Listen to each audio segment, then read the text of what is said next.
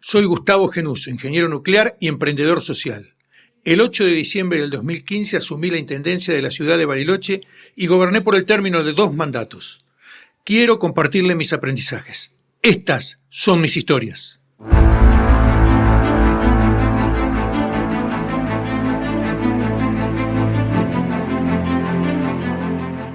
Este episodio comienza con una aclaración que espero genuinamente que impida enemistarme con varios amigos. Vamos a hablar hoy de las preguntas que le haría a alguien que pretenda trabajar en la gestión de gobierno, en tu gestión de gobierno, sea el cargo que sea. Y la aclaración es que yo obviamente no soy experto en recursos humanos ni en relaciones del trabajo, y menos certificado como entrevistador laboral. Valoro mucho el trabajo de esa gente y quizás, si lo tengo que medir, sea uno de los logros de la gestión en la que trabajé, que confiamos en ellos para elaborar perfiles de puestos de trabajo, para indicar requisitos de idoneidad profesional para cada uno de los puestos y en muchas cuestiones de estos temas.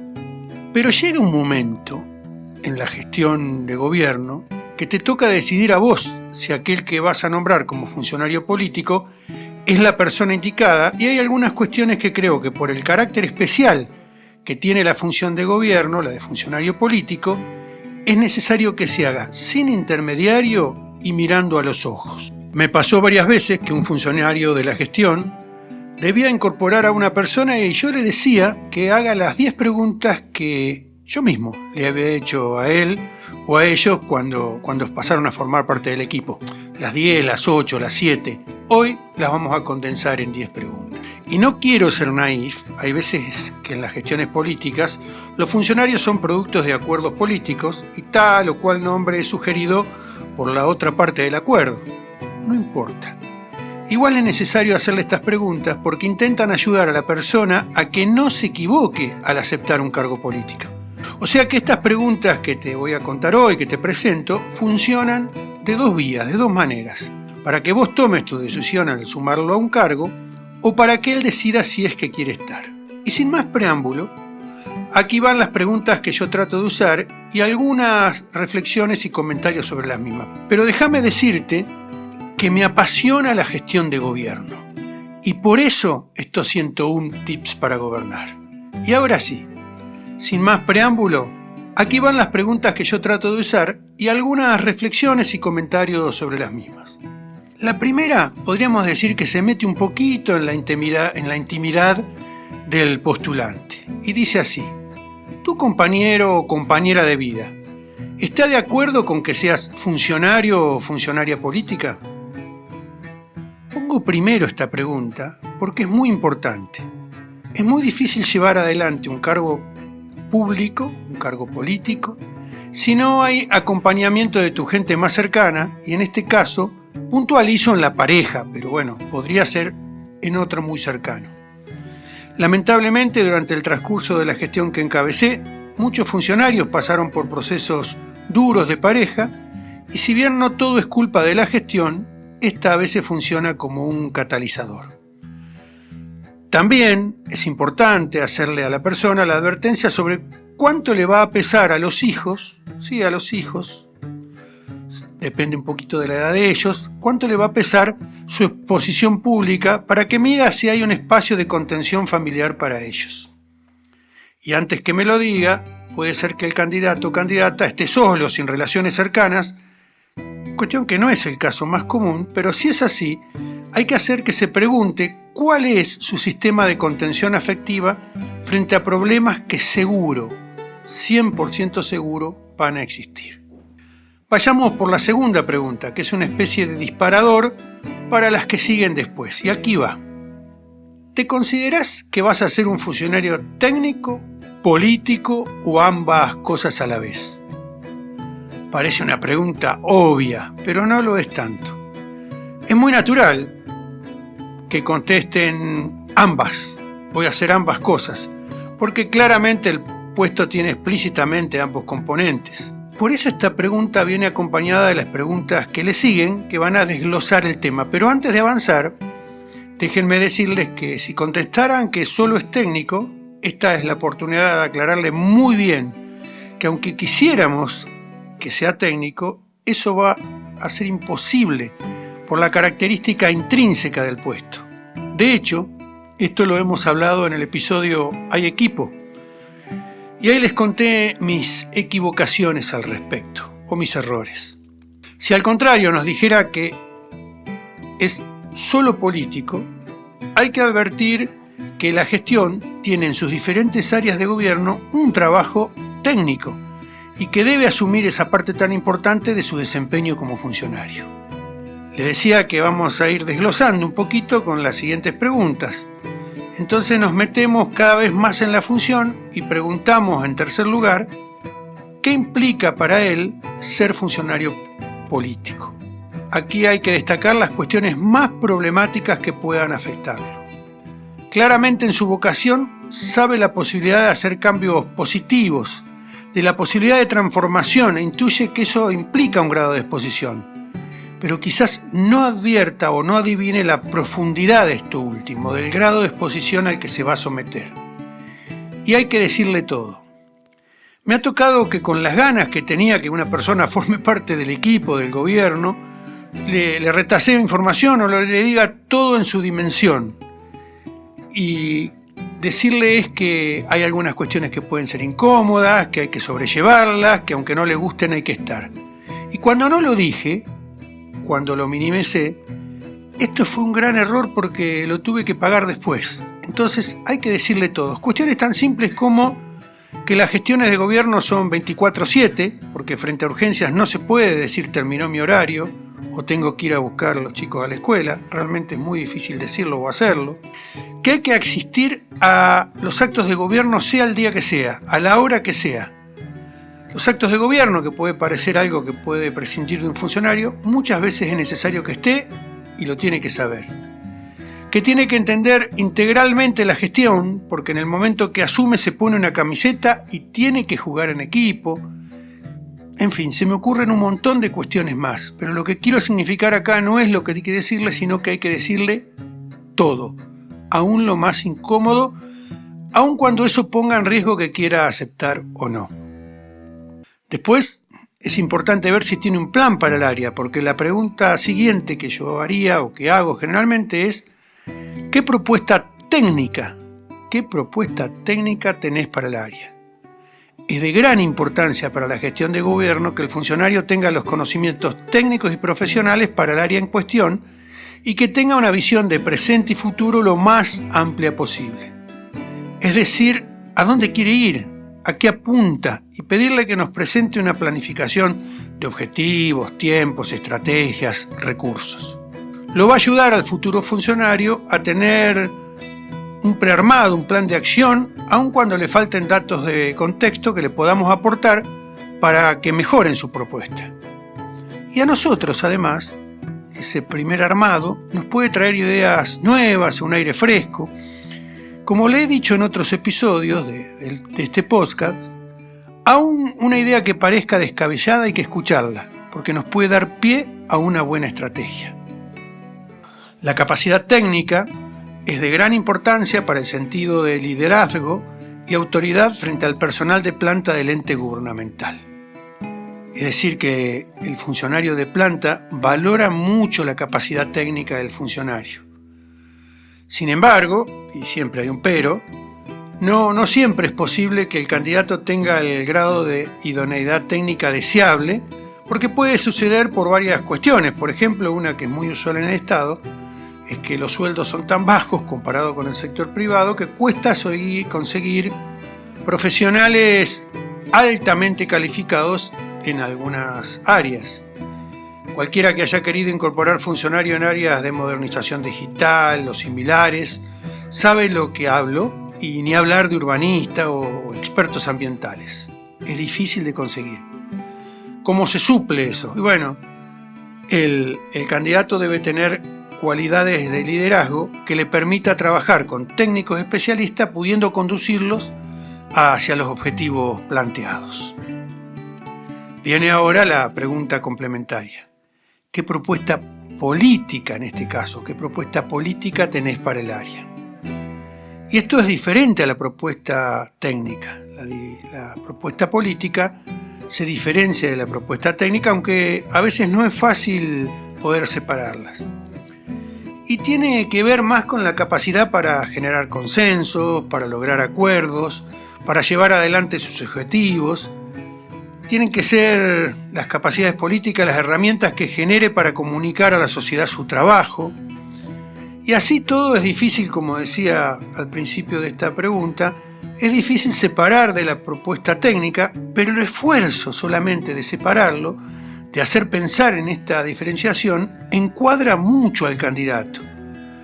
Lo hace pensar que hay una función política y que debe tener contenidos esa función política. Eso le clarifica mucho su nueva gestión.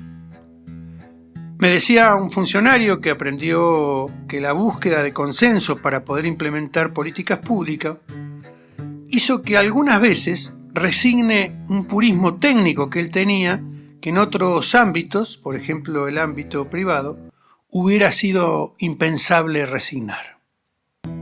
Y ahora hablemos de plata. Pero no del sueldo, ¿eh? Esa es una pregunta que nos va a hacer a nosotros. No, hablemos de presupuesto. Hay que preguntarle, ¿qué presupuesto crees que necesita tu área? Pregunta clave. ¿Qué presupuesto crees que necesita tu área? Esta pregunta es muy importante porque permite encuadrar al postulante dentro de la lógica de la administración pública y conocer que se mueve dentro de un marco presupuestario. Es común que el que participa de una gestión o se postula a ser parte de ella elabore sin tener en cuenta el contexto presupuestario, es decir, haga todas sus predicciones de plan de trabajo sin tener en cuenta el contexto presupuestario. Es cierto que pensar en el presupuesto real que uno puede llegar a tener en un cargo, en una gestión, deprime la creatividad, pero si no se hace así, el funcionario vivirá en la impotencia. ¿Por qué? Porque va a querer hacer tal o cual cosa y se va a dar cuenta que no hay dinero. Y también es bueno reafirmarle o decirle en ese momento que el presupuesto es una aproximación, pero que además se dependerá si los ingresos reales son los estimados y que también está sujeto a emergencias que son más comunes que lo que podemos suponer. Por ejemplo, en el año 2020, gran parte del presupuesto de obra pública que habíamos planificado se nos fue en la contención de la pandemia y los funcionarios tuvieron que hacer muchas cosas sin presupuesto o resignarse simplemente a no hacerlas. Antes de continuar con la séptima pregunta, te pido que si te interesa el podcast, te suscribas para saber cuándo sale el próximo, para tenerme agendado. Y también te quiero contar que si estás en gestión de gobierno y necesitas conversar sobre cuestiones del día a día, contactame a través de mi página, gustavogenuso.com, que podemos acordar asesoramiento y tutorías basadas en la gestión, en el día a día, en esas cosas que tanto te preocupan y que solo te puede entender alguien que haya sido par tuyo. Continuemos con la séptima pregunta, que puede ser un poquito controversial. Dice así: ¿estás dispuesto a recibir llamadas o mensajes de los vecinos? Claro, va a haber una respuesta obvia, que puede ser positiva, ¿no? Que dice así, ¿cómo no? Pero conviene hacer la aclaración que muchísimas personas son las que lo pueden llamar o mandarles un mensaje, porque una vez que tienen el teléfono de un funcionario, todos quieren comunicarse. Y depende además mucho de la estrategia de gestión. A mí en particular me parece positivo que haya posibilidades de comunicación directa. No a todos les parece lo mismo, y es diferente para cada gobierno. Pero si esta fuera la decisión política, el que sí reciban llamadas o mensajes de vecinos, es necesario que uno le haga esta pregunta para saber qué disposición hay. Porque hay que saber que los vecinos, en general, llamarán por reclamos o quejas y que tendrán que darle una explicación sincera. Es muy difícil que alguien llame para felicitar. Los hay, pero es difícil. Y le puedo decir por experiencia que escuchar a los vecinos soluciona una parte importante del reclamo. Que el vecino se sienta escuchado, claro. Aunque sea para decirle que no, hay veces que hay que decirle que no. Y bueno, eso también es una respuesta para el vecino y lo ayuda mucho a entender a la gestión y usted puede explicarle el por qué no. O sea, es muy necesario, pero hay que estar dispuesto. el que está en el cargo tiene que estar dispuesto a hacerlo, porque si no puede venirse todo en contra, puede ser un boomerang. El funcionario incluso le tiene que explicar cuándo no va a atender. Si no va a atender, poner en un mensaje, en los WhatsApp: no voy a atender por 2 días, por 3 días, porque tengo esto, el otro, lo que sea. Pero es necesario establecer una comunicación clara, y tiene que saber el futuro funcionario que eso le va a llevar tiempo, que es tiempo que va a tener que dedicar, y tiempo de calidad, porque hay que pensar cada contestación. Y vamos a la 8, que puede estar un poco relacionada. Podríamos decir que puede ser casi lo mismo, pero no lo es. Y la pregunta 8 dice: ante críticas en tus redes sociales. ¿Tiene redes sociales el futuro funcionario? Seguro que sí. O sea que la pregunta es: ante críticas en tus redes sociales, ¿cómo responderías? Van a ser inevitables las críticas, porque cada acción política implica decisiones en las que alguien puede sentirse afectado, o realmente o a veces solamente por hacer oposición. Y también van a ser inevitables las críticas de mala voluntad, porque en el terreno de la política, como les decía recién, eso sucede. Las redes sociales, que hace 10 o 15 años no existían, tienen hoy una importancia superlativa en la generación del ánimo de los ciudadanos, y esto impacta, créame que impacta y mucho, en los responsables de la gestión. Las redes, algunas más que otras, dan un ámbito de impunidad y anonimato que hace que se diga cualquier barbaridad. Y el funcionario debe convivir con esto. Por más que lo intente, le va a ser difícil mantenerse al margen, y es necesario trabajar de antemano qué se responde, qué no se responde y cómo se responde, para que lo emocional no haga cometer errores que después sean insalvables, que no se pueda volver. Recuerdo algo que me pasó en la gestión que hoy me resulta gracioso, aunque en el momento del hecho no lo fue, y quizás no sea ilustrativo de lo que quiero significar, pero algo tiene que ver, entonces se lo cuento como anécdota, quizás más que como conclusión. Resulta que concejales de la oposición que habían estado en la gestión anterior a la mía y que pretendían seguramente estar en la que siguiera, hicieron críticas muy duras en ese momento y bastante infundadas, creo yo, al área de servicio público de mi gestión. El responsable del área, funcionario muy dedicado y responsable, pero a la vez muy temperamental, respondió por redes de una manera muy agresiva y descalificadora, tanto que me obligó a tomar acción. Y lo fui a ver al Corralón Municipal, un lugar donde por la propia actividad que se hace ahí hay muchos trabajadores circulando, y en medio del playón municipal, en forma privada, lo reprendí por sus dichos y le pedí, cosa que después hizo, que pidiera disculpas públicamente. Pero lo gracioso del caso era que permanentemente pasaban por la cercanía de nuestra conversación empleados municipales que le levantaban el pulgar en signo de aprobación o proferían un grito lejano de felicitación para los dichos del funcionario, que de alguna manera habían defendido o habían sido un reconocimiento para la labor también de los empleados. Llegó un punto que mi gesto de seriedad, por el tema que estábamos tratando, por lo que le estábamos diciendo, no pudo evitar una sonrisa por lo raro y por lo paradójico de ese momento. En fin, una anécdota. Vamos a la 9ª pregunta, que es una pregunta incómoda. Por lo menos incómoda se hace en algún momento, ¿no? Y la pregunta es: ¿estás dispuesto a defender la gestión de la que formás parte, aun cuando no coincidas plenamente con una decisión? La repito porque es importante esta pregunta, porque si no después trae unos líos. ¿Estás dispuesto a defender la gestión de la que formás parte, aun cuando no coincidas plenamente con una decisión? Habrá momentos en que se puede no estar de acuerdo con alguna decisión, y es importante que tu disenso no afecte al resto de la gestión. Estos son momentos cruciales porque hay que tener una mirada amplia y de consenso. En mi gestión hay quien me hizo ver que quizás yo no me había tomado el tiempo suficiente para explicar decisiones de gobierno, y esto producía algún descontento en funcionarios porque no estaban totalmente de acuerdo o no podían explicarse por qué se tomaba tal o cual decisión y yo no se las había explicado, no se las había contado. Por lo tanto, es crucial que seamos capaces de explicar al equipo el tenor de nuestras decisiones, pero que también él sepa que tiene que ponerle el pecho a las decisiones. Y por último, la pregunta número 10. también una verdad de perogrullo o una pregunta obvia. Yo le pregunto de esta manera, usted la puede cambiar. Yo le pregunto, ¿por qué podrías trabajar bien con el resto del equipo? Porque es una pregunta que es más una voz de alerta a lo que vendrá que la respuesta de ese momento. En los equipos políticos, más que en otros, los juegos de poder ensucian la cancha. Se debe hacer lo imposible para que no suceda, pero a veces resulta inevitable. La simple disputa de la partida presupuestaria trae aparejados problemas, debates, discusiones. Cada uno cree que su área o su lugar de trabajo es el más importante y está por encima del otro. Y aquí es importante el rol de quienes lideran el equipo de gestión para decir claramente cuáles son los ejes principales de gestión y minimizar los conflictos.